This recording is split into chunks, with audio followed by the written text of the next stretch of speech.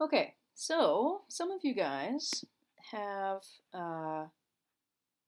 the laser cut or laser engraved acrylic that you need to create an emissive version of for your portfolio. So here's your screencast. What I did was basically make the box. I didn't bother with the tabs, that's fine. But you can see how each piece is a distinct piece. I know we talked about this last time, but when you're making these things, make them from pieces so that you can then explode the view later. You also want to make sure that these are in wood or acrylic according to whatever you made your box out of. I also have an additional body in here that is in theory the light, but you don't need it because, well, you do need it for the exploded view, but it doesn't actually emit light up through the transparent acrylic the way that it does in real life. So we're going to create an illusion that your light is being lit. And it won't look exactly like your finished product, but it'll give the idea of that. So what did I do? I made this body. Let me show you what that looks like. Let's blink this so you can see what's going on. Ta-da. So I did a sketch that was an ellipse and then push-pulled it to 3mm because it's 3mm transparent acrylic. Ta-da. And then I added a 3mm thick box to it and then combined, right, modify, combined the two pieces, joined them. And again, this is after I'd given them the 3mm thickness. Then to get the drawing on here, how do you do that? When you go to render, ignore the fact there's no light here. When you go to render, you have the option for a decal. The decal is where you, for example, I'm going to put this on, let me spin this around and put it on the back because I can. Okay, so I'm just going to stick it here. And then I can put whatever image I want there. Now, I went in and borrowed Hannah's, where'd I put it? There we go. Graphic from her slideshow, because it was in there, thank you.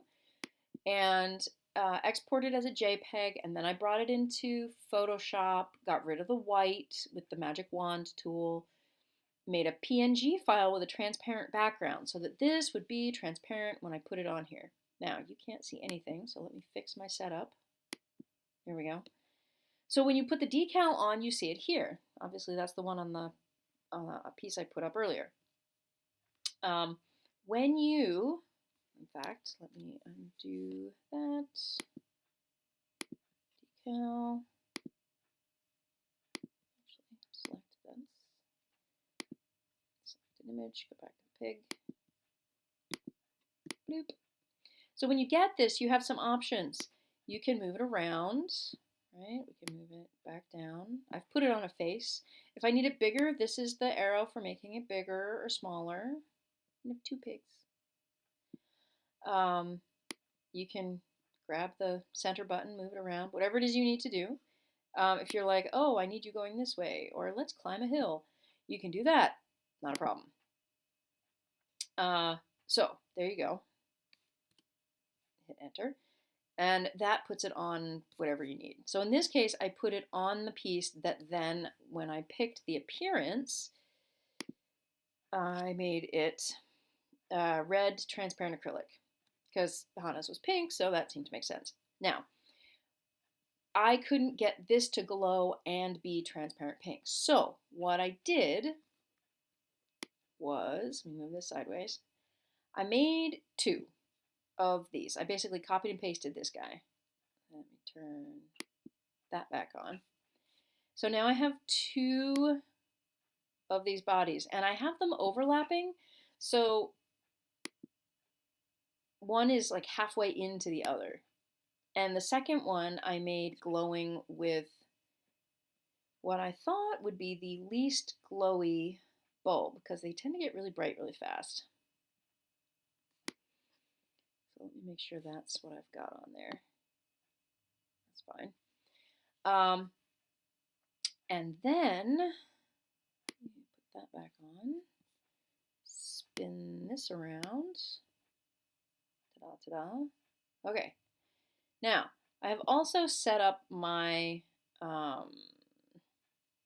situation here with my scene settings.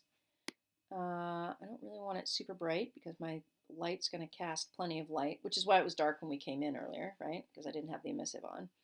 So I'm going to turn that down. I also changed the background from the gray that was really boring and a little bit on the light side to something darker. Turn on the reflections, blah, blah. Everything else should be fine. And then I'm going to get rid of that, move this over here. And now I can decide if I want, like what angle I want to show this. Maybe like that, maybe like, doesn't really matter. You may want a couple different views, right? And don't forget, you can capture your image here because you'll need one maybe like that. Yay. And then you can either do the in-canvas render or you can do the cloud render. Either way, it's fine. And then you get this rendering. And you can see, again, it's going to take a little while. The longer it goes, the brighter it gets. So you may want to take a couple of pictures, capture a couple pictures, either screenshot or